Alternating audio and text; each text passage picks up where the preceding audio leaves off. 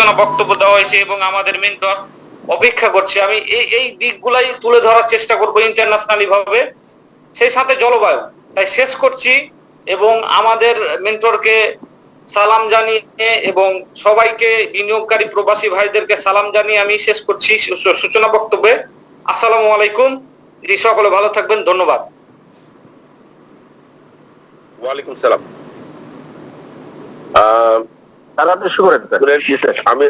আমি আপনার কথার শেষের দিকে কিছু অংশ পেয়েছি, আপনাদের উদ্দেশ্য নিয়ে আমার ভালো লাগছে আপনাদের এই ব্যাখ্যাটা।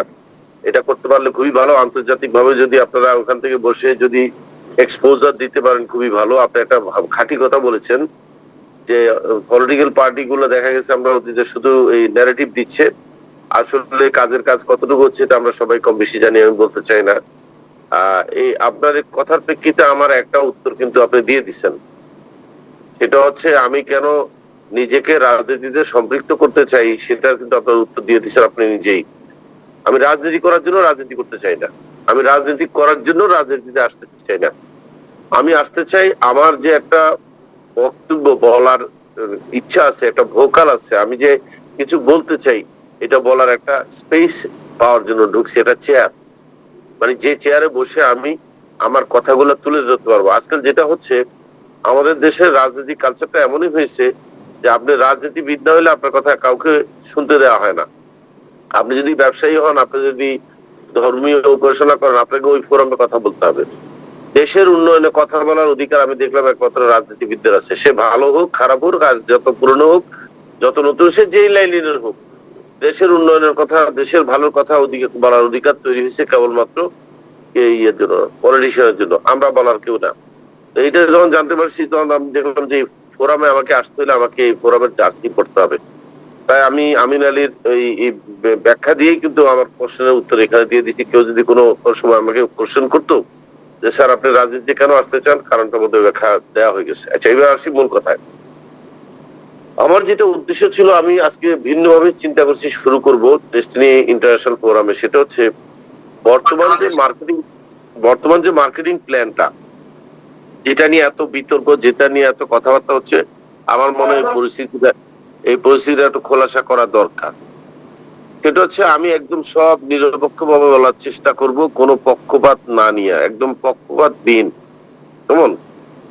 সেটা হচ্ছে দেখেন, আমি শুনেছি আমি ছাড়াও কয়েকজন ব্যক্তি বা ব্যক্তিবর্গ তারা আপনার ডেস্টিনির ব্যবসাটাকে দাঁড় করাইতে চায়।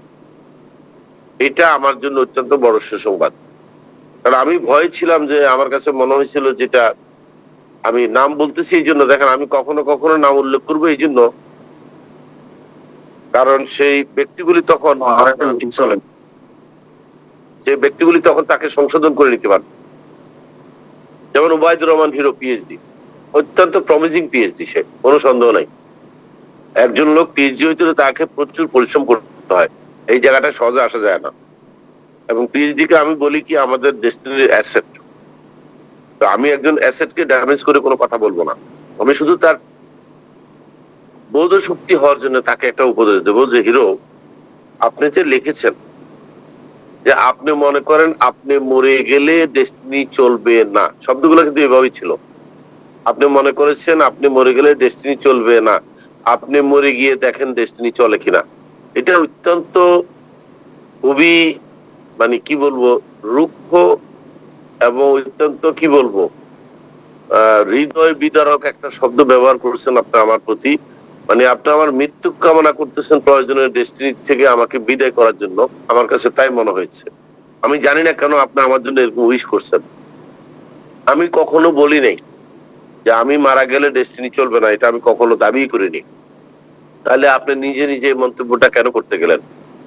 আপনি নিশ্চয়ই কাউকে বাঁচাতে গিয়ে এটা বলছেন, মানে কেউ একজন আমার বিকল্প তৈরি হয়েছে, আমি যেন তাকে দায়িত্ব দেই। ফাইন, সে যদি আশরাফুল আমিন হয় দিয়ে দেবো আমি তাকে দায়িত্ব। কারণ আমি আজকে কোনো কথা রাগ ঢাক নিয়ে কথা বলবো না, সব খোলামেলা বলবো।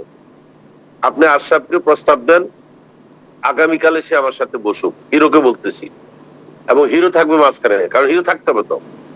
হিরো থাকবে ইয়ের জায়গায়, বিচারকের জায়গায়। আশরাফুল আমিন আমাকে বুঝাবে, বুঝাই বলবে যে কাকা আপনি বসে থাকেন, আপনার বয়স হয়ে গেছে, আপনার এখন আর সেই ক্ষমতা নাই, আমি ব্যবসাটা চালাতেছি, তবে ব্যবসাটা এইভাবে চালাবো। আশরাফ আমাকে কনভিন্স করবে, আমি হিরোর সামনে বলবো ওকে গো হেড আশরাফ, তুমি ব্যবসা করতে থাকো। আমি ততক্ষণ আপনাদের কাছে খবর দেবো যে আমার রিটায়ারমেন্ট ফুল হয়ে গেছে। আমি এখন আপাতত আমার বউ বাচ্চার দিকে 100% নজর দিয়ে কাজ করতে পারবো, কারণ এখন আমি বউ বাচ্চার দিকে নজর দিতে পারতেছি না। যেহেতু ডেস্টিনি আমার একটা চাইল্ড, আমার এই চাইল্ডটা সিক, আজকে 12 বছর অসুস্থ। এই অসুস্থ বাচ্চাকে রেখে আমি অন্য কোনো সিদ্ধান্ত নিতে পারতেছি না। আর আমার কথা হচ্ছে, যদি সত্যি আশরাফ এরকম একটা ভালো জিনিস করতে পারে, ড্রাইভ দিতে পারে, আমি অসুবিধা কি আমার?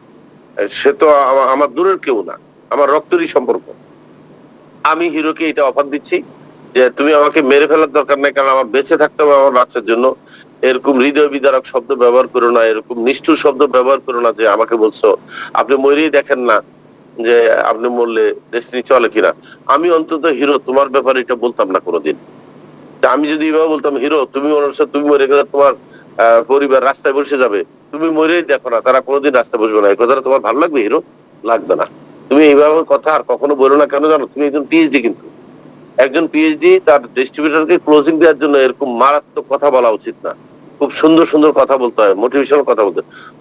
তোমার এই কথা আমি খুব আহত হয়েছি এবং প্রচন্ড কষ্ট পাইছি। এটা আমার মৃত্যুর আগ পর্যন্ত তুমি এর কথা কানে বাজবে, তুমি আমার এই কানের থেকে এটা শোনাতে পারবে না।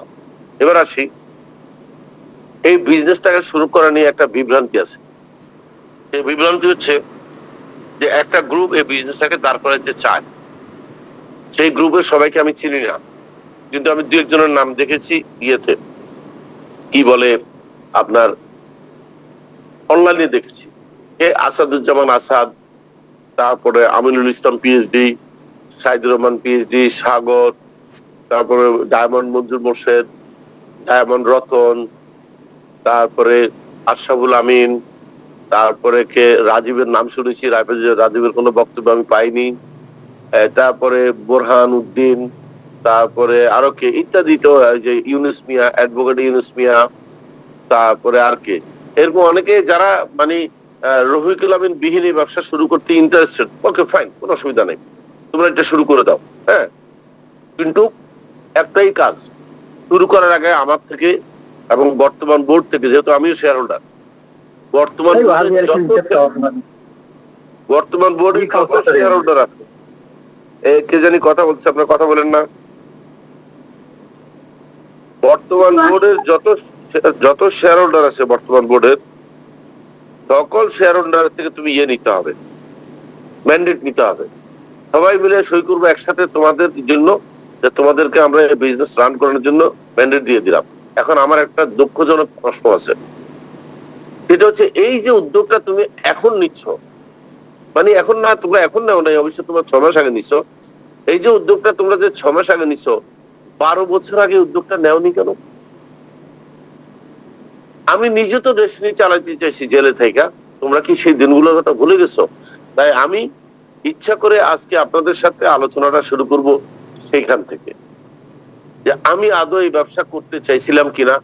আমি যখন জেলে আছি আদৌ ডেস্টিনি ব্যবসা বন্ধ করতে চাইছিলাম না, চালাতে চাইছি, সেই সত্য প্রকাশের মাধ্যমে আজকে ডেস্টিনি ইন্টারন্যাশনাল যে ফোরামের যে ইয়েটা হচ্ছে, এই আলোচনাটা শুরু হোক। এবার বলি, ঘটনাটা হচ্ছে 2013 সাল, আমরা জেলে ঢুকার ঠিক 1 বছর পরে, যখন এমএলএম আইনটা হয়ে গেল, 10ই অক্টোবর 2013 সালে যখন পার্লামেন্টে যখন এমএলএম ইয়েটা হয়ে গেল, আমি তখন আমাদের কোম্পানি সেক্রেটারিকে ডাকলাম, অন্যান্য ডিস্ট্রিবিউটরদের ডাকলাম, ইভেন আশরাফরাও ডাকলাম, সিরাজুমনিকে ডাকলাম, বললাম যে দ্রুত তোমরা এমএলএম লাইসেন্সের জন্য অ্যাপ্লাই করো এবং আমরা ব্যবসাটা শুরু করতে চাই। তখন কোম্পানি সেক্রেটারি মিজান বললো যে আপনি তো এখন জেলে, আপনারা তো নাই, আপনারা তো কোনো ইয়ে হয়ে গেছেন, অভিযুক্ত হয়ে গেছেন, তাহলে কে চালাবে? তখন আমি বলেছি এক কাজ করেন, আমি নতুন একটা ভোট ফর্ম করে দিই, হ্যাঁ একটা ইজিএম করেন। ইজিএম কল করে, এটা কিন্তু বোরহান, আমি কাকে কাকে উদ্দেশ্য করে কথাগুলো বলতেছি আজকে বলি, Yunus Miah, Obaidur Rahman Hero, Aminul Islam, Saidur Rahman, Ratan, Kamrul, even Manzur Morshed, even Diamond Alam, even মানে যারা যারা আমার এখন বিরুদ্ধে চলে গেছে আর কি, কোন একটা কৌশলগত কারণে, এদের সবাইকে উদ্দেশ্য করে বলতেছি আমি কি উদ্যোগ নিয়েছি তোমরা এখন শোনো। আমি তখন সবাইকে ডেকে বললাম যে ব্যবসাটা চালু হইতে হবে, ঠিক আছে আমি একটা ইজিএম করি, সেখানে যারা শেয়ার হোল্ডার আছে এদেরকে আমি ডাইরেক্টর ঘোষণা করে দিই, এবং এরা 8 জনকে আমি তখন একটা বোর্ড করে দিচ্ছি এবং সিরাজুল মনিরে বানাইছি এক্সিকিউটিভ ডাইরেক্টর। কারণ কেউ এমডির দায়িত্ব নিতে রাজি না, তারা আমার প্রতি সম্মান দেখায় বলতেছে না আমরা কেউ ম্যানেজিং ডিরেক্টর হবো না, ওই পজিশন আপনার জন্য থাকুক। তখন আমি বলছি ম্যানেজিং ডিরেক্টরের পাওয়ার দেওয়া যায় এরকম একটা পদ আছে, এটা হচ্ছে এক্সিকিউটিভ ডাইরেক্টর ইডি। তখন ডাইরেক্টর অ্যাডমিন অথবা ইডি করে সিরাজুল মনিরকে দায়িত্ব দেওয়া হলো। যথারীতি কয়েকটা বোর্ড মিটিংও হলো। সেই বোর্ড মিটিং পরে বন্ধ হয়ে গেছে কেন বলি, দেখেন কত কষ্ট করে একটা বোর্ড বানাই দিছি, এই বোর্ডের মধ্যে শুরু হয়ে গেল দুর্নীতি। কি দুর্নীতি? একটা ঈদ আসলো, সেই ঈদের আগে আমরা ইয়ের জন্য কি বলে এমএলএ লাইসেন্সের জন্য আমরা ফুড প্রসেসর বিক্রি করে কিছু টাকা জোগাড় করছি, আরো কিছু টাকা জোগাড় করছি, যেগুলা শোনা গেছে যে আমাদের কিছু আসামি ডায়মন্ড যেমন বেনজির, শাহ আলম, এরা নাকি জামিন পাবে, নিচের কোর্টে টাকা দিলে সেখানে 15 লক্ষ টাকা দিতে হবে। সেই টাকাও কিন্তু আমি শাহ আলম এবং রাজীব মিত্র, মনির এদের দায়িত্ব দিচ্ছি, ওই টাকা আর কোনোদিন ফেরত পাইনি। পরবর্তীকালে শুনছি এই টাকা কে বা কারা খাই ফেলছে। মানে আমি কিছুই করি নাই যে সেই জিনিসগুলো আপনাদের কাছে তুলে ধরতেছি। তারপরে দেখেন আমি কি করলাম, উদ্যোগ নিলাম যে টাকা কে উঠেছে খবর নিলাম। তখন সবাই আমাকে এসে দেখা করলো, বলে আমরা তো অনেক টাকা দিচ্ছি আশরাফুল আমিনকে।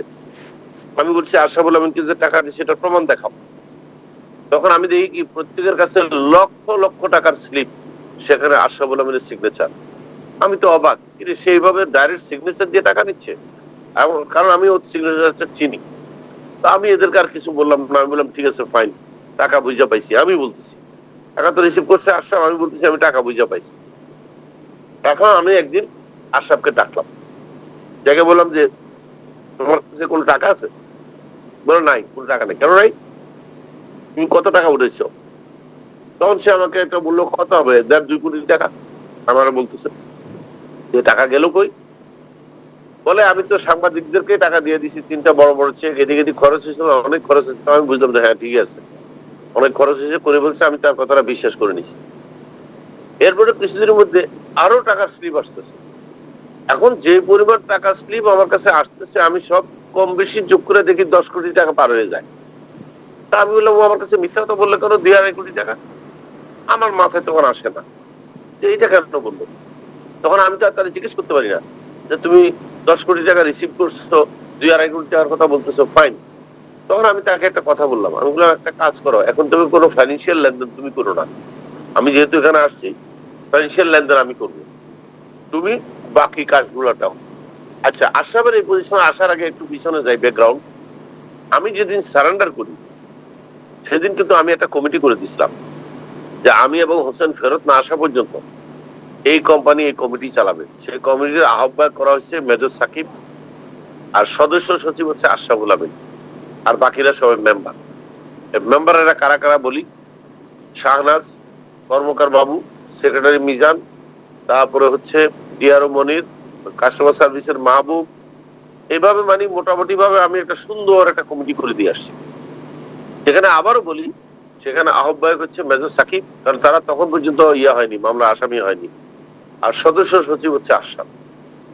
আমি আর হোসেন সাহেব যখন সারেন্ডার করে যখন আমাদেরকে রিমান্ডে নিয়ে আসলো শাহবাগ থানায়, তখন দেখি কি একদিন জসিমউদ্দিন রানা আর মোসাদ্দেক আলী খান আসছে। আমরা তখন রাত্রে ডিনার করতে বসবো, আমাদেরকে পুলিশ শাহবাগ থানার একটা জায়গায় টেবিলে খাইতে দেয়, গোপনে সেখানে নিয়ে গেছে খাবার জন্য। সেখানে হঠাৎ করে মোসাদ্দেক আমার কাছে প্রস্তাব তুলছে আমি যেন কমিটি ভেঙে দিই। আমি বললাম কেন কমিটি ভাঙবো? বলছে আপনি যে সাকিবের দায়িত্ব দিচ্ছেন এটা হয়নি, সাকিবের কেউ মানবে না।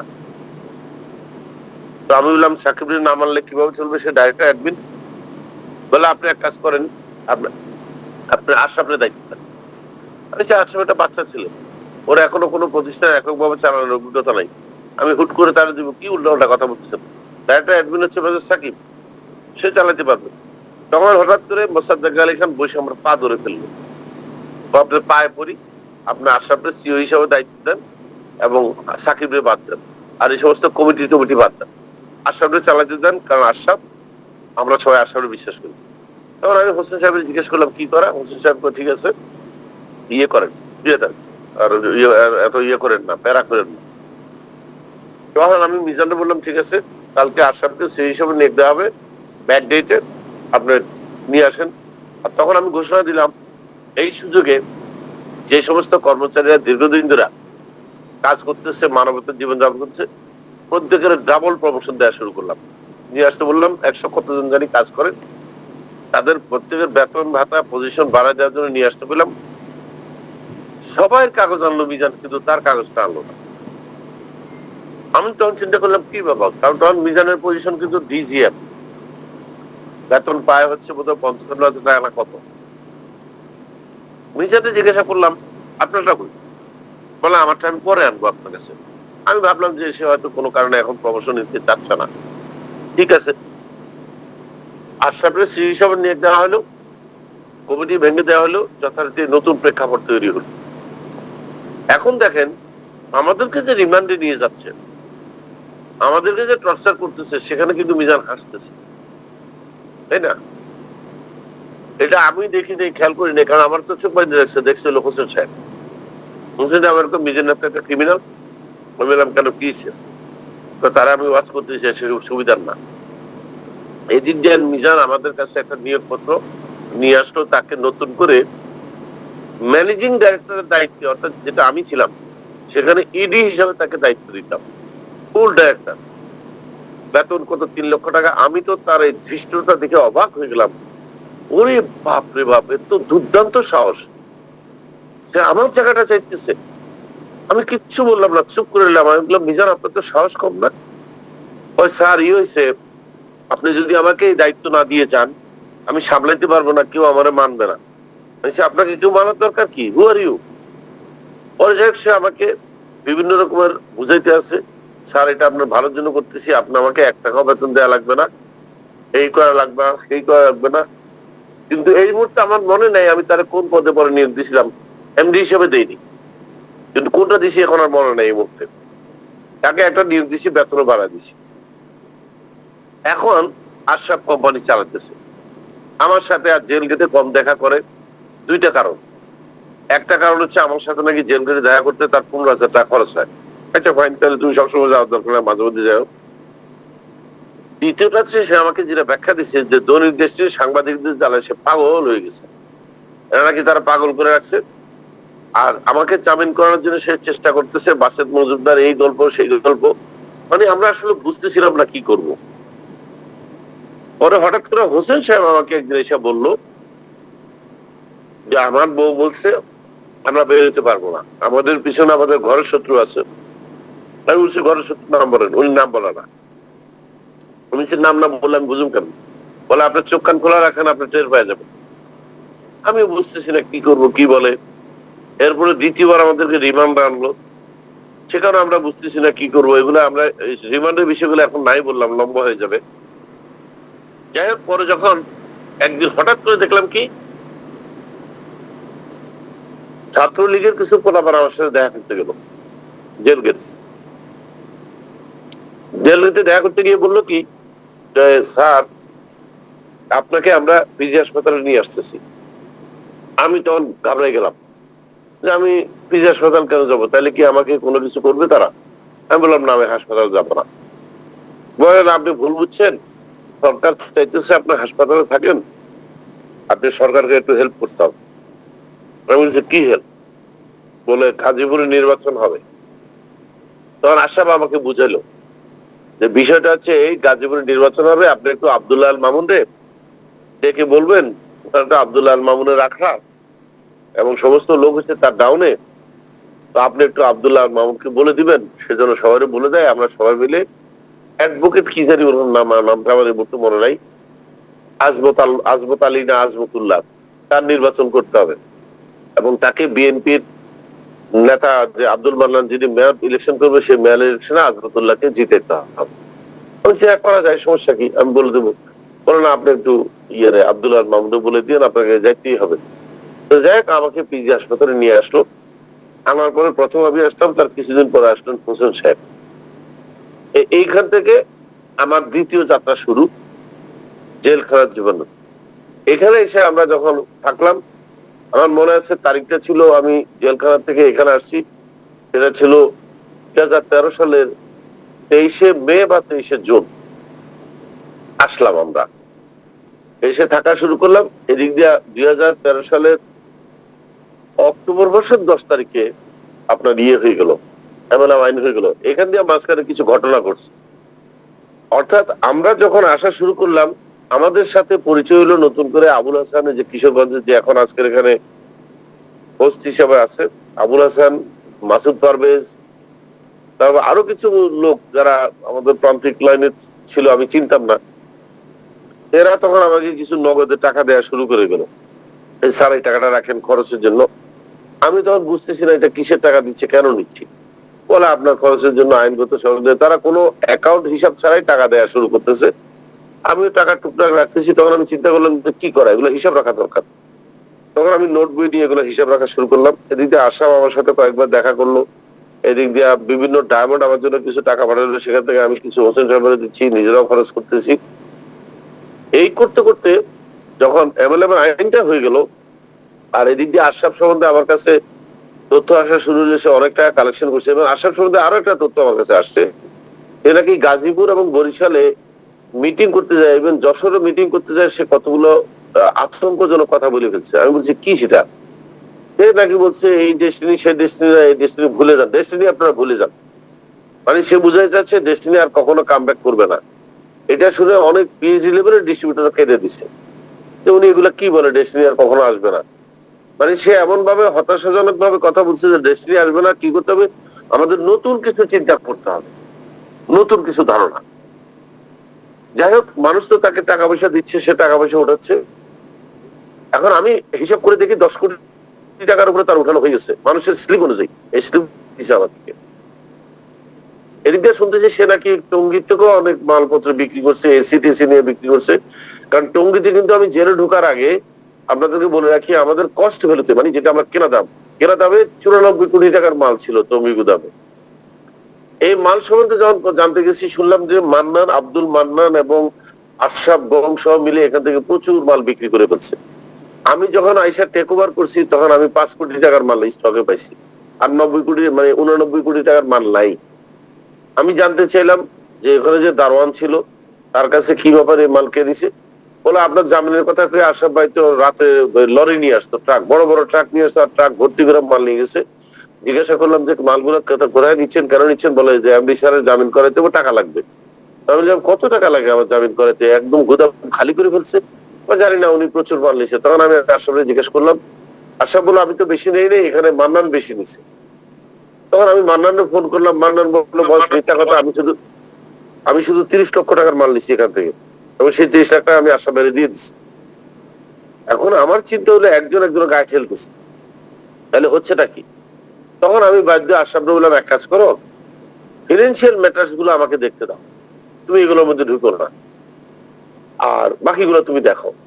আর এদিকে আমি নিয়ম করে দিলাম যে আমার কিছু টাকা লাগবে, আমি জামিনের ব্যবস্থা করব, আপনারা আমাকে কোশেয়ার দেওয়া শুরু করেন। আমি কোম্পানি শেয়ার বেচা শুরু করলাম। ওই টাকাটা বৈশাখী টিভিতে সবুজ কালেকশন করবে নিয়ম করে দিলাম। এবং সেই ধারাবাহিকতায় বৈশাখী টিভিতে কিন্তু অনেক টাকা উঠানো হয়েছে, প্রায় 1,27,00,000 টাকা উঠানো হয়েছে। এর ভিতরে কিন্তু আমরা 41 লাখ টাকা খরচ করছি আমাদের যে সম্পত্তিগুলো ক্রোক করছে এটার জন্য, আনক্রোক করার জন্য। যে সম্পত্তিগুলো এখন, যে সম্পত্তিগুলোতে এখন মনে করেন বর্তমান বোর্ড এই যে অফিসে বসে, সারা সেন্টার, মাতাব সেন্টার, তারপরে আপনার ওই যে কতগুলো জায়গা, তারপর আমার বাড়িতে যে বাচ্চারা থাকে, মতিন সাহেবের যে 9 তলার বাড়ি, এগুলা ছাড়াই নিতে অ্যাডভোকেট আসলাম মিয়া আমাদের থেকে 41 লাখ টাকা নিয়ে গেছে। আর 27 লক্ষ টাকা সে নিচে একটা রিড করার জন্য, মাল্টিপারপাসের একটা মামলা হয়েছিল আমাদের উপরে জরিমানা দিয়ে, সেটার জন্য সে নিয়ে গেছে 27 লক্ষ টাকা। তার মানে অ্যাডভোকেট আসলাম মিয়া একাই নিয়ে গেছে 68 লক্ষ টাকা, ওই 1,27,00,000 মতো। আর আমরা তো টাকা পয়সা হিসাব করে খরচ করতেছি। হঠাৎ করে দেখলাম কি, আশরাফ একদিন রেজিগনেশন লেটার পাঠিয়ে দিল। কেন? সে আর আসবে না, সে কাজ করবে না। আমি চিন্তা করলাম সেই ব্যাপার রাস্তার মধ্যে হঠাৎ করে রেজিগনেশন দিলে হবে নাকি, আমি কেন রিসিভ করবো? কারণ তার কাছে আমার টাকা পয়সার হিসাব আছে, দায়িত্ব আছে, এইভাবে করলে তো আর হয় না। আমি আর এই রেজিগনেশনের পাত্তা দিলাম না। আমি হোসেন সাহেবের বললাম কি করা যায়। উনি বলছে আপনি চুপ থাকেন, কিছু বলেন না। ঠিক আছে, আমি চুপ করে দিছি। এখন সে সারা দুনিয়ায় প্রচার করে ফেলছে যে আমি তাকে রিজাইন দিতে বাধ্য করছি। এটা আমি কোথায় শুনছি? দীর্ঘ 9-10 বছর পরে একদিন আমি জেলখানায় আমি ইউটিউবে একদিন রেকর্ড কিছু কিছু জিনিস দেখতেছিলাম, ওটা রেকর্ড করা, আগে ধারণ করা। সেখানে বোরহানউদ্দিন যে আমাদের দৈনিক দেশটির কোঅর্ডিনেটর ছিল, চিফ কোঅর্ডিনেটর, তারও তো আমি চেহারা দেখে চিনতে পারতেছিলাম না, কারণ তার সে আগের চেহারা নাই, আগে সে ছিল ক্লিন শেপ। এখন সে লম্বা মানে বয়াতি টাইপের চুল রাখছে, দাড়ি রাখছে, দেখতে নায়ক নায়ক ভাব। সে দেখলাম বিজ্ঞের হাসি দিয়া বলতেছে যে একজন এই অতিথির বলতেছে, আপনি কি জানেন এই আশরাফ ভাই, সে তার নীতির প্রশ্নে অটল এবং সততার সাথে সে কম্প্রোমাইজ করে না, এবং সততার প্রশ্নে সে রক্তের সম্পর্ক ছিন্ন করছে, মানে বুঝে দিচ্ছে আমার কথা। এবং আমি নাকি তারা বলছি তুমি রিজাইন দাও, এবং আমি তাকে বাধ্য করছি রিজাইন দিতে। তখন আমি দেখলাম যে বোরহান তো এটা ডাহা মিথ্যা কথা বলতেছে, নিশ্চয় বোরহান এটা বানায় করতেছে না, বোরহানকে এটা বলা হয়েছে। তাহলে আমি তখন বোরহানের কাছে পৌঁছানোর জন্য চেষ্টা করতেছি, এটা বলার জন্য যে তুমি যে স্টেটমেন্টটা দিচ্ছ এটা কিন্তু সত্যি না। আসল সত্য হচ্ছে আসাম নিজের থেকে ভলেন্টিয়ারলি রিজাইন দিচ্ছে, যেটা আমরা অ্যাকসেপ্ট করিনি। আর তাকে আমরা কেন অ্যাকসেপ্ট করিনি সেটা আমার তখন একটা গল্প মনে আসছে। আশরাফ হয়তো এই কারণে রিজাইন দিচ্ছে, সে কারণটা একটু খুলে বলি। সেটা হচ্ছে একবার এক লোক একটা বড় ব্যবসায়ীর জন্য কাজ করে, হঠাৎ করে সে এসে এরকম আশরাফের মতো একদিন রিজাইন দিয়ে বসে আছে যে আমি আর আপনার জন্য কাজ করব না। ওই ব্যবসায়ী বলে কাজ করবো না কেন, কি হয়েছে? আপনি আমার 2 পয়সার বিশ্বাস করেন না, যেখানে অবিশ্বাসের ছায়া আছে সেখানে কাজ করা যায় না। তখন মালিক বলতেছে তোমাকে আমি বিশ্বাস করি না মানে কি? তোমাকে বিশ্বাস না করলে আমরা যখন ঢাকার বাইরে চলে যাই কোথাও বউ বাচ্চা নিয়ে, আমার বাড়ির সমস্ত চাবি, বাড়ি তোমার দায়িত্বে থাকে, বাড়ির চাবি টাবি দিয়ে যাই, তো তোমাকে বিশ্বাস না করলে আমি কাজটা করি কেন? তখন ম্যানেজার কয় লাভ কি, বাড়ির চাবি দিলে সেই চাবি দিয়ে তার সিন্ধুক খোলা যায়। তখন আমার কাছে মনে হচ্ছে আশরাফের অভিমানটা অনেকটা এরকম আর কি, যে আমি তার বিশ্বাস করে লাভ কি, কিন্তু সেই বিশ্বাসে তো সে সবকিছু করতে পারতেছে না। আরে বাবা, আমি তোমাকে যতটুকু তোমাকে বিশ্বাস করা দরকার অতটুকু করতেছি, তুমি এক্সট্রিম লেভেলে বিশ্বাসী হইতে চাচ্ছ। প্রত্যেকটা অ্যাডমিনিস্ট্রেটর একটা লিমিট আছে, সে কোন পর্যন্ত বিশ্বাসী হইতে পারবে। যাই হোক, সে যে আজকে আপনাদেরকে জানায় রাখি, আশরাফ যে নাটক করে যে পদত্যাগ করেছে এটা তার একতরফা, সাক্ষী হচ্ছেন মোহাম্মদ হোসেন। আমি কোনোদিনও তাকে বলি নাই যে রিজাইন দাও, কারণ আমি তাকে রিজাইন দিতে বলবো কেন? যেখানে এতগুলো ডায়মন্ড মিলে তাকে সিইও নিয়োগ দেওয়ার জন্য আমার পায়ে পড়ছে, সেখানে আমি কোনো চিন্তা ভাবনা করে তারা রিজাইন দিতে বলবো, এটা হতেই পারে না। তারপর যখন দেখলাম যে সে এই কাজটা করে বসছে, তখন তার কাছে আমি হিসাব চাওয়া শুরু করলাম। তখন আমার পক্ষ থেকে আমাদের যে অডিটর মাহবুব, সে যোগাযোগ করলো আসামের সাথে, বলছে আপনি রিজাইন দিতে পারেন, রেজিগনেশন অ্যাকসেপ্ট করতে হলে আপনার হিসাব দিতে হবে। তখন সে হিসাব দিতে টাল বাহানা করতেছে, হিসাব দিচ্ছে না, এই করতেছে না, সে করতেছে না। পরে সে একটা হিসাব দিছে। কোথায় দিছে? ফেসবুকে দিচ্ছে, আমাকে দেয়। ফেসবুকে সে হিসাবটা তখন মাহবুব কি করছে, প্রিন্ট করছে। মাহবুব বলছে দেখেন, আপনি হিসাব চাইছেন ব্যক্তিগত ভাবে, সে ফেসবুকে দিয়ে বসে আছে। আমি সে হাঁটি হাড়ে ভাঙতেছে, মানে সে চালাই করতেছে, সে কট হবে, এগুলা করে সে বোকামি করতেছে, তো সে কট হবে। এরপর আমি একদিন কি করলাম, আমি তখন খবর পাইলাম, আমি তখন মিজানের পিছনে একটা ইন্টেলিজেন্স গ্রুপকে লাগাইলাম। লাগাই দেখি কি, মিজান আশরাফের সাথে ঘন্টার পর ঘন্টা ফোনে কথা বলে। আমি মিজানের ফোনের নাম্বার দিয়ে গ্রামীণ থেকে টোটাল সারা রাতে আশরাফ শুরু করছে, আমি কনভারসেশন করতে হয় মিজানের সাথে রাত 11টায়, শেষ করছে ভোর 4টা-5টায়। টোটাল রেকর্ডটা আমি উঠাইলাম মিজানের সাথে আশরাফের। আমি তখন বুঝতে শুরু করলাম যে আশরাফ যে ডিফারেন্ট হয়ে গেছে। এরপরে খুলনার একজন সাংবাদিক বাদশার কাছে আশরাফ এমন কোন বাজে কথা নাই যেটা না বলছে। বাদশাকে সে এমন কথা বলছে, আপনি রফিকুল আহমেদকে কতটুকু ছিলেন? সে আমার চাচা, আমার চাইতে বেশি আপনি ছিলেন না। তখন বাদশা বলছে যে আমি রফিকুল আহমেদের চেনার দরকার নাই, তুমি যে অ্যাটিটিউড নিয়ে কথা বলতেছো এটাই বুঝতে পারতেছি তুমি উদ্দেশ্যমূলক কথাবার্তা বলতেছো, তোমার কথাগুলো কিন্তু সঠিক না। আমি বিভিন্ন জায়গা থেকে শুনতে পারতেছি আশরাফ আমার বিরুদ্ধে যুদ্ধ ঘোষণা করে দিয়ে বসে আছে, একদম রীতিমতো যুদ্ধ। আমি কি করবো? আমি তো হতাশ হয়ে গেছি, কিরে আমি কারে দিয়ে কাজ করাবো? তো শেষ পর্যন্ত তারা আর খুঁজে পাই না, সে আমার হাতছাড়া হয়ে গেছে। এরপর একদিন আমার কাছে আসলো নাটকীয় ভাবে এক পিএইচডি, সে থাকে মালয়েশিয়াতে। সে এসে আমাকে বলে, স্যার আপনি কি জানেন আশরাফ ভাই যে টাকা পয়সা এখান থেকে মালয়েশিয়া ট্রান্সফার করতেছে, এবং উনি মালয়েশিয়াতে দোকান কিনছে, ফ্ল্যাট কিনছে, এবং উনি মালয়েশিয়াতে সংসার করতেছে, সেখানে উনি রাখছে, লোকজন রাখছে। আমি না, আমি এগুলো করতে জানবো। তো স্যার আপনাকে সব তথ্য দেবো, এবং এটার সাথে জড়িত আছে মতিন সাহেবের তথাকথিত ভাই শাহিন, যে ব্রাহ্মণবাড়িয়া বাড়ি, শাহিনও এটার সাথে জড়িত, শাহ আলমও জড়িত, আরো অনেকেই জড়িত এটার সাথে। আমি বললাম তুমি এগুলো আমাকে কেন বলতেছো? আমি বলতেছি এই জন্য আমি নিজে এদের কত লক্ষ ডলার বললো, 20 লক্ষ ডলার না কত বললো, তারা নিয়ে যাচ্ছে মালয়েশিয়াতে, পাচার করতে পারতেছে না। তখন আমাকে দেখে আমাকে কিছু ডলার দিছে, আমিও তাদেরকে কিছু ডলার পার করে দিচ্ছি। মানে অত ডলার নিয়ে ইমিগ্রেশনে তারা একটু পাজল আছে, এত টাকা নিয়ে পার হইতে গেলে তো ধরবে। তাই তারা ভাগ করে 5,000 না 10,000 ডলার করে ভাগ করে নিচ্ছে। নিয়ে নিয়ে নিয়ে ছেলে বলতেছে আমি শুদ্ধ পার করে দিচ্ছি। তো আমি বলছি তুমি কি বলতে চাচ্ছ? বলে যে সেই সমস্ত টাকা পাচার করে মালয়েশিয়াতে একটা বড় শপিং মল কিনছে, সেখানে বিশাল ব্যাপার স্যাপার। তো আমার তো মনে হয় না এই লোক আর বাংলাদেশে থাকবে।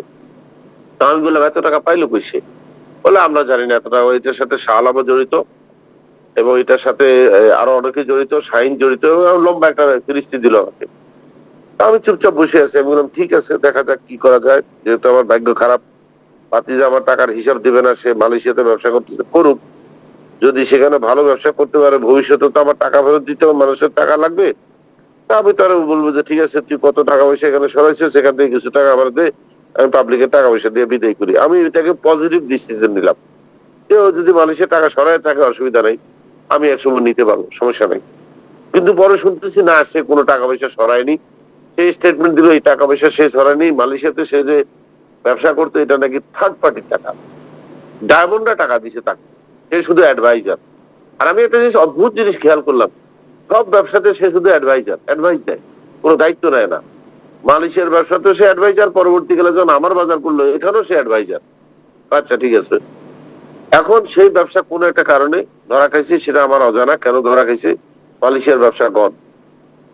এরপর উনি বেশ কিছুদিন পরে দেশে আসলেন, ধৈর্য ধরে অবজারভেশন করলেন, কইরা উনি কি করলেন, উনি শুরু করলেন হচ্ছে আমার বাজার। এখন আমার বাজারে ঢোকার আগে আমি আমাদের এই সেটটা বলে নেই, আমরা তো মহা বিপদে পড়ে গেলাম। আমাদের টাকা পয়সা নাই, এখন আমরা কোষেয়ার উঠানো শুরু করলাম। আমাদের কোষেয়ার উঠানোর ব্যাপারে এই দুইটা ছেলে সবচেয়ে বেশি প্রথমে আমাকে অনুপ্রাণিত করছে। একজন হচ্ছে নাজিমউদ্দিন জুয়েল, আরেকজন হচ্ছে মোশাররফ হোসেন। তারা দুই বন্ধু একসাথে আসছে, তারা একসাথে সোশ্যাল মিডিয়া ফোরাম করে এবং তারা আমাকে উদ্বুদ্ধ করছে যে আমরা স্যার কি আছে আমাদের অ্যাসেট বলেন তো। আমি সেই অ্যাসেট তো সব বিক্রি করে ফেলছে, আর ব্যাংক অ্যাকাউন্টে টাকা আটকানো, আর ল্যান্ড তো দুদকের কাছে। বলে আমাদের কোনো আর কোনো অ্যাসেট নাই, একটা অ্যাসেট আছে, ডেস্টিনির নামে 70 কোটি টাকার 78 কোটি টাকার এখনো শেয়ার আছে।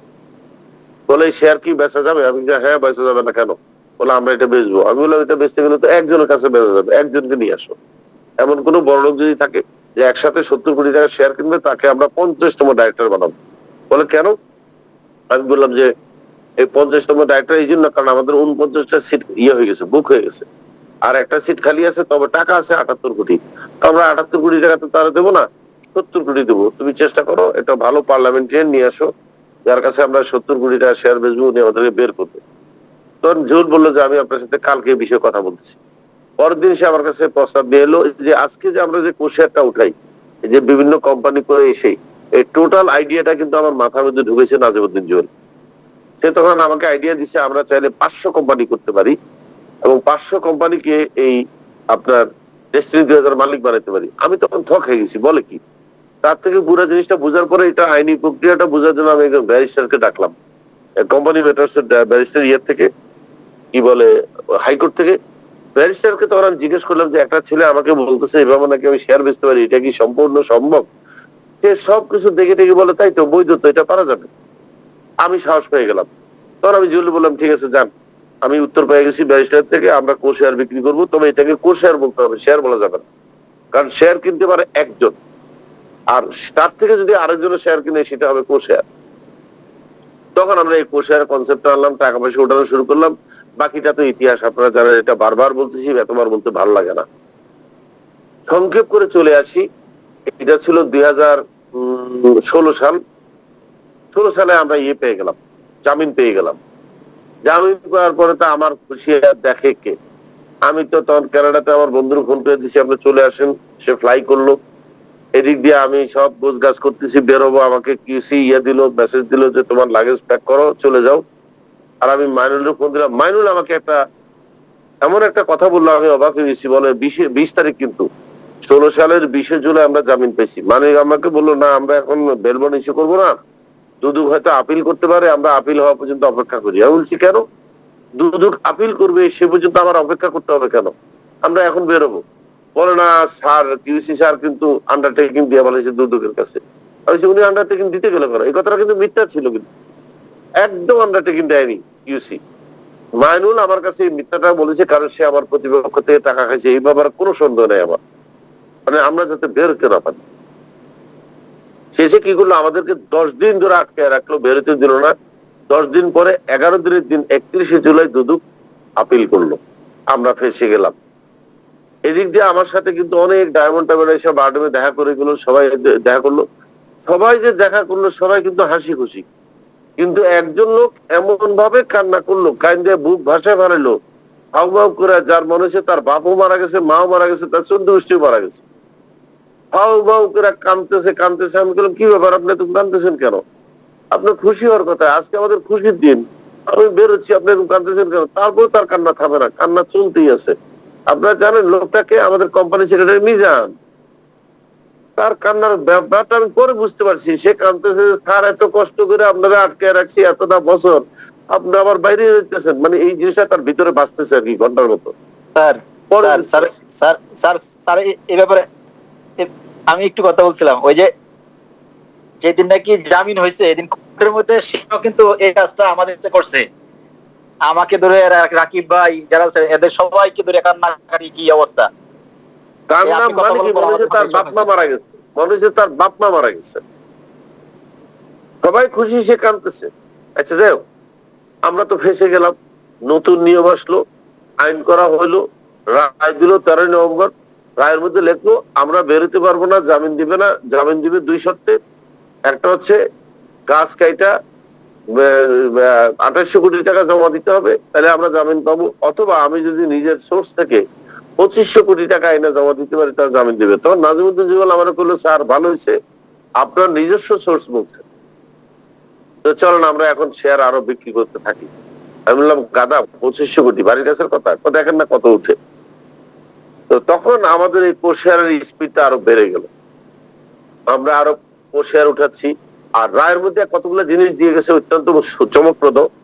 এটা ছিল আমাদেরকে জেলখানার ভিতরে যেন আমরা মিটিং করতে পারি, আপনাদের সাথে বসতে পারি, আপনাদের সাথে কাজ করতে পারি, চেকে সই করতে পারি, সব ক্ষমতা দিয়ে দেওয়া হলো। এবং জেল কর্তৃপক্ষকে বলে দিল যে রফিকুল আহমেদ এবং মোহাম্মদ হোসেনকে সব ধরনের কোঅপারেশন করে তারা যা যা যখন চায়।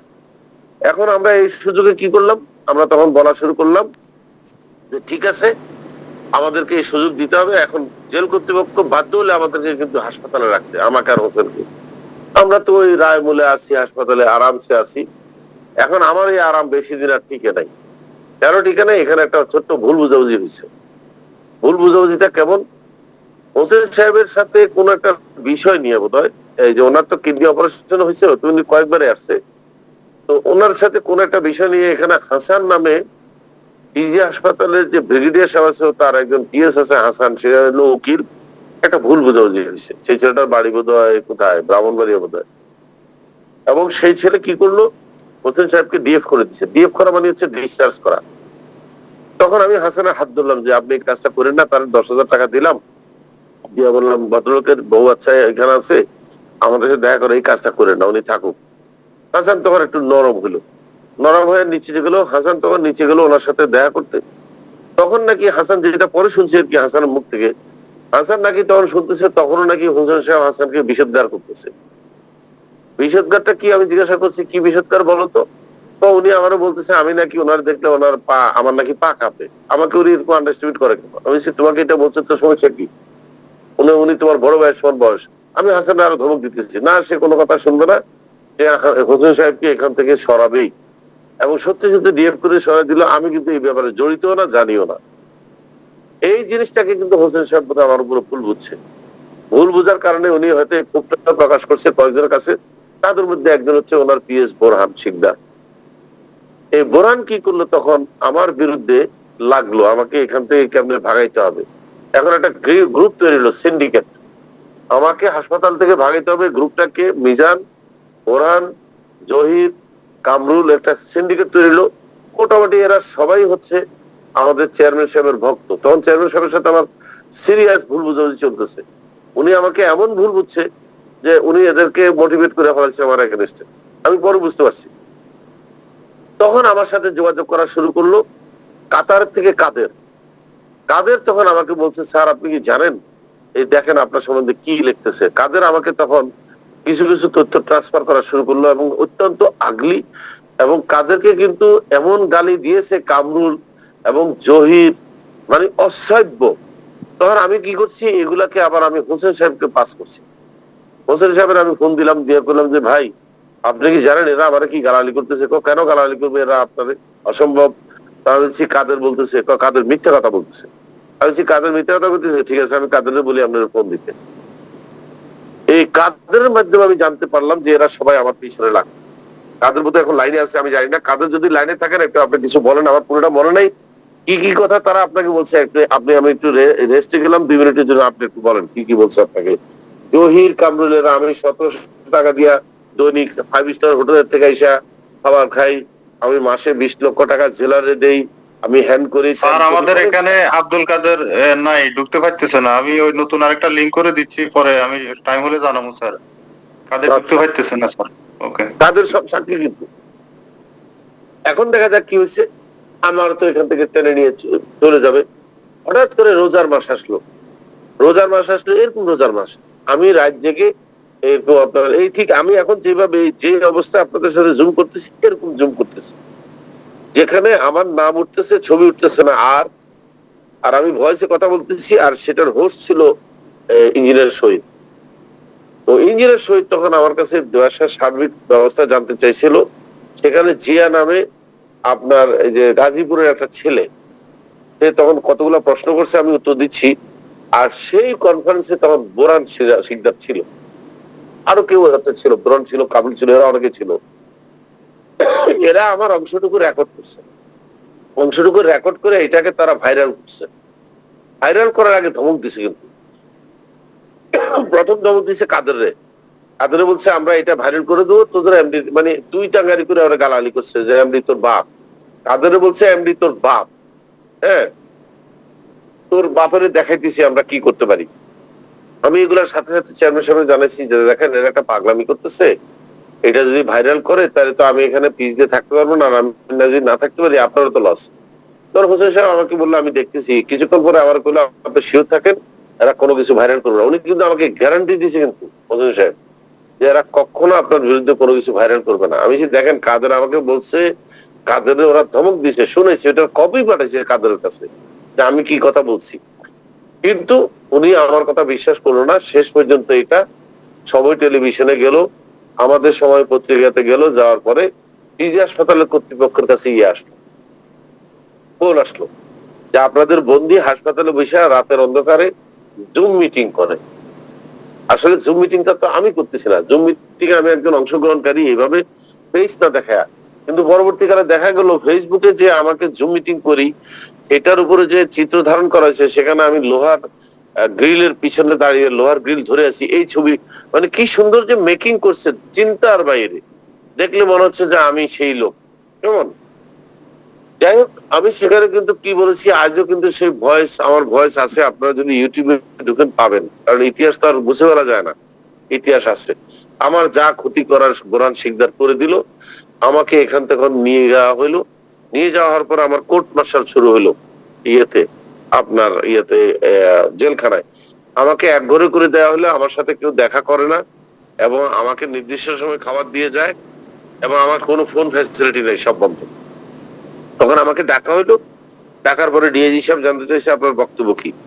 তখন আমি ডিআইজি সাহেব বলছি দেখেন, হ্যাঁ আমি অবশ্যই জমে গেছি রাত 12টার পরে, কারণ আমি ইফতারি করার পর থেকে ঘুমাইছি রাত 12টার থেকে। আপনারাই তো কোর্টই তো আমাকে পারমিশন দিছে যে আমি জুবে ডিস্ট্রিবিউটরের সাথে কথা বলতে পারবো। কোথায় নাকি দেখান তো। আমি তখন দেখালাম ওই যে সিনার ইয়েটা, রায়ের কপিটা দেখালাম। এর ভিতরে কিন্তু আমি একটা কাজ করে নিছি। এই জুম মিটিং এ এটা এক্সপোজার দেওয়ার কয়েকদিন আগের কথা, তখন করোনা শুরু হয়েছে। যেহেতু করোনা শুরু হয়েছে, করোনার ভিতরে আমি মানুষের সাথে সামনাসামনি দেখা করতে পারি না, দুর্বস্থ হয়।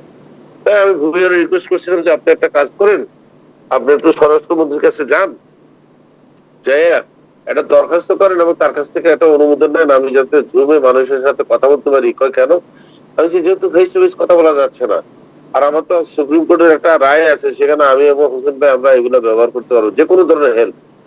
তো তখন যে কথা সেই কাজ, এই রায়ের কপি নিয়ে উনি এটা দরখাস্ত করলেন, এবং স্বরাষ্ট্রমন্ত্রী রায়ের কপি পুরো অবাক হয়ে গেছে উনি বললো ঠিক আছে, উনি কি জমে কথা বলতে যাচ্ছে? বললো হ্যাঁ। তখন স্বরাষ্ট্রমন্ত্রী লিখে দিচ্ছে এই বিষয়ে তাড়াতাড়ি ব্যবস্থা নেন। কারে? সচিবের লিখে দিচ্ছে। সচিবের লিখে দিচ্ছে এবং সচিব এই বিষয়ে তখন ইনস্ট্রাকশন দিচ্ছে কারে? জেলখানারে দিচ্ছে। জেলখানারা কোনো কারণে চিঠি পায়নি, কিন্তু আমি চিঠির কপি পাইছি।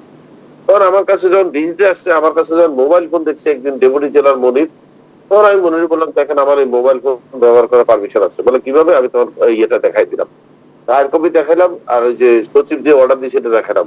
তখন সেটা স্মার্টফোনের স্ন্যাপশটটা নিল, আমরা তো এখনো পাইনি। যাই হোক, তাহলে আপনি এক কাজ করেন, আপনি কারণে দেখেন না, আপনি গোপনে ব্যবহার করেন। তখন আমাকে দেখেন বলতেছে, জেলখানা বলতেছে আপনি গোপনে ব্যবহার করেন, আমরা দেখি নেই।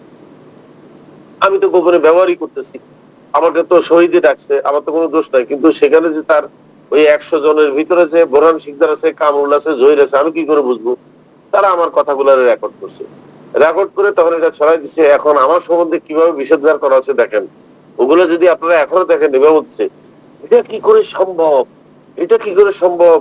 জেল বিষয়ে হাজার হাজার কোটি টাকা নিচ্ছে, 135টা কোম্পানি বানাচ্ছে, এবং বোরহান এরকম কথাও বলছে আমি নাকি 200 কোটি টাকা উঠেছি। তখন ওই মেয়েটা আবার প্রশ্ন করতেছে বোরহানে, এই টাকা উঠালে কেমনে, টাকা কিভাবে দিছে? আরে ওনার তো দালাল আছে, দালালের মাধ্যমে টাকাটা রিসিভ করে এরপরে এটা ব্যাংকে জমা দেয়। বলছে দালালদের 2-1 মানে আমার পুরো খেয়াল নাই এইভাবে কথাবার্তা গুলো বলতেছে সে। মানে আমার যে কত বড় ক্ষতি করে দেওয়া হয়েছে তখন। তারপরে শেষে রিপোর্ট তৈরি হলো জেলখানায়। এই রিপোর্টে তখন জুরি বোর্ডের সিদ্ধান্ত হলো জানেন কি? আমি নির্দোষ, নো গিলটি। এটা গেল কার কাছে? আইজির কাছে রিপোর্টটা গেল। আইজি দেখে তো থক হয়ে গেল, বলে এত বড় ঘটনা করার পরে লোকটা নির্দোষ? বলে হ্যাঁ, কারণ ওনার পারমিশন ছিল জমে কথা বলার। ওনার সুপ্রিম কোর্ট থেকে রায় আছে, উনি স্বরাষ্ট্রমন্ত্রীর কাছে আবেদন করছে, স্বরাষ্ট্রমন্ত্রী এটাকে অনুমোদন করে স্বরাষ্ট্র সচিবের দিতে, স্বরাষ্ট্র সচিব সেটা অনুমোদন করে জেলখানারও দিচ্ছে। তাইলে শুধু জেল কর্তৃপক্ষ কোনো কারণে চিঠিটা মিসিং হয়েছে, এর চিঠির কপি পাওয়া গেছে রফিকুল আলমের কাছে, এবং ডেপুটি জেলার মনিরের কাছে স্ন্যাপশট পাওয়া গেছে, সব কপি।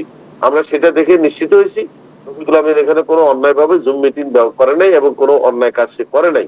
এবং তারা যে আমরা যে ইয়ে থেকে নিয়ে আসছি, হাসপাতাল থেকে নিয়ে আসছি, এটা অনেক বড় অন্যায় হয়েছে। সে যদি যাইতে চায় আবার আপনি তাকে যাইতে দিতে পারেন। তখন আইজি কি করছে? আইজিরে ফোন করছে বিভিন্ন সাংবাদিকরা, যে রফিকুল আলমের কি পানিশমেন্ট দিচ্ছেন, কি পানিশমেন্ট দিচ্ছেন। তারা শুধু পানিশমেন্টের জন্য অস্থির হয়ে গেছে, কারণ সাংবাদিকদেরকে খোঁচাইতেছে বোরহান। তো শেষে তখন ইয়ে বললো কি, আইজি সাহেব বললো না, সে তো নো গিলটি। বলে কিভাবে? বলে তার এটার অনুমোদন ছিল, সুপ্রিম কোর্টের রায়ও লেখা আছে, স্বরাষ্ট্রমন্ত্রীর চিঠিতেও লেখা আছে, সচিবও আমাদের কাছে পাঠাইছে। এটা বলার পরে সমস্ত সাংবাদিকেরা আসতে চুপ হয়ে গেল, আর এই বিষয়ে কোনো কথাই নেই।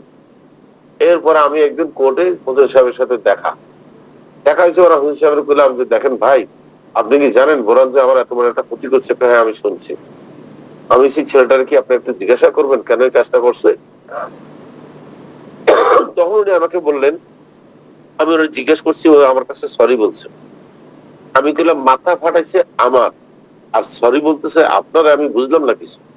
কারণ তখনও কিন্তু হোসেন সাহেবের সাথে আমার একটা রেশারেশি চলতেছে। কেন? আমি মাথা ফাটাইছে তো আমার, সে আপনাকে সরি বললে আমার কি আসে যায়, আমাকে সরি বলছে নাকি সে? দেখ আমি তো রেগে আছি সেই থেকে, এখনো রেগে আছি আমি বোরহানের উপরে। আমি কিন্তু তার অভিশাপ দিই মনের থেকে, একদম চরম অভিশাপ দিই। দেখবেন এই ছেলের অনেক বেশি একটা জঘন্য রোগে সেই পৃথিবী থেকে বিদায় হবে। আমি এতটা কষ্ট পাইছি এই ছেলের উপরে, এই অভিশাপটা আমার লেগে থাকবে আজীবন, মৃত্যুর আগ পর্যন্ত থাকবে। তারপর দেখেন আমি তো, আপনারা বাকিটা তো ইতিহাস জানেন, আমি আর তখন আমাকে যখন জেল কর্তৃপক্ষ বললো যে আপনি কি আবার হাসপাতাল যাইতে চান কিনা, আমি তখন স্টেট না করে দিচ্ছি। আমি না, আমাকে যদি এখানে ডিভিশনে থাকতে দেওয়া হয় আমি খুশি। আমি যার জন্য হাসপাতালে ছিলাম, যে ডিস্ট্রিবিউটরদের জন্য, আমি আর যাব না। আমার মনে হয় না ডিস্ট্রিবিউটররা আমাকে আর চায় হাসপাতালে। আমার সাথে এখন আমি ডিস্ট্রিবিউটর বলতে আসলে রাগ করে তো আর বলতে পারি না এসব কথা, যে আমি হোসেন সাহেবের উপর রাগ করে হাসপাতালে যাচ্ছি না, আমি ডিস্ট্রিবিউটর ঘাড়ে চাচ্ছি। আসলে কিন্তু আমি পরবর্তীকালে হাসপাতালে আসিনি কিন্তু ওনার উপরে রাগ করে, যে উনি ওনার পিএস গুলার কোনো বিচারই করলো না, কামরুলের বিচার করলো না, জহির বিচার করলো না। এতগুলো খারাপ খারাপ গালি দিল আমাকে, যে গালিগুলোর নীরব সাক্ষী হচ্ছে কাতারের কাদের। আর উনি আমাকে বলে যে ওই মাপ চাইছে ওনার কাছে। আমি খুব ওনার উপরে অভিমান করে আর কথাই বলি না, এবং এটা সত্যি। কিন্তু আমরা দীর্ঘদিন দুজনের সাথে খুব একটা ভালো কথা বলিনি। আমাদের ঘনিষ্ঠতা হয়েছে অনেক পরে, রায়ের কিছুদিন আগের থেকে। আমি নিজের থেকে মিশে গেছি, আমি না যা হয়েছে হয়েছে, আমি ওনার সাথে মিশে যাই বৃহত্তর স্বার্থে, যেহেতু আমাদের ব্যবসাটা করতে হবে আমরা এক হয়ে যাই। যাই হোক, এবার কি হয়েছে, এখন কিন্তু আমি আপনাদের সাথে আবার নতুন করে টাকা পয়সা নেওয়া শুরু করলাম। আপনারা আমাকে আদালতে টাকা পয়সা দেওয়া শুরু করলেন, আমি কিছু কাজ কাম করতেছি, এইটা নিয়েও কিন্তু আবার লাগিয়ে গেল। এখন এই দিক দিয়ে দেখেন, এই যে নতুন বোর্ড, যে এখন একটা কথা আছে, আমি এখন যেটা করতে চাচ্ছি, যেহেতু নতুন চ্যাপ্টারে যাচ্ছি, চ্যাপ্টারটা হচ্ছে যে নতুন বোর্ড যেটা হলো আদালত কর্তৃক, এই আদালত কর্তৃক বোর্ডের বিরুদ্ধাচরণ আমি কেন করলাম এটা আপনাদের জানতে হবে। কিন্তু কারণ এখানে কিন্তু বলা হয়েছে, একটা মিথ্যা কথা বলা হয়েছে যে আমি নাকি চাইছি ডেস্টিনি যাতে না চলে এই জন্য বিরুদ্ধাচরণ করছি। কোনোদিনও না। আমি তো ডেস্টিনি চালানোর জন্য এক পায়ে খাড়া, কিন্তু এই বোর্ড নিয়ে যখন বোর্ড গঠন করতে যাবে সেখানে কতগুলো মেল প্র্যাকটিস হয়েছে। আসসালামু আলাইকুম স্যার, একটু ডিস্টার্ব করতেছি। বলেন। আপনার হোয়াটসঅ্যাপে আমি একটা লিংক দিছি, আর সবাইকে অনুরোধ করতেছি, আমাদের হোয়াটসঅ্যাপ গ্রুপটাতে একটা লিংক পাঠাইছি, ওই লিংকে সবাই জয়েন করেন প্লিজ। সবাই ওই লিংকে যান, ওই লিংকে ঢুকা যাবে, সবাই ঢুকতে পারবে। তাহলে এই লিংকে আমি তাহলে এখন বিরতি দিই। আমি এটা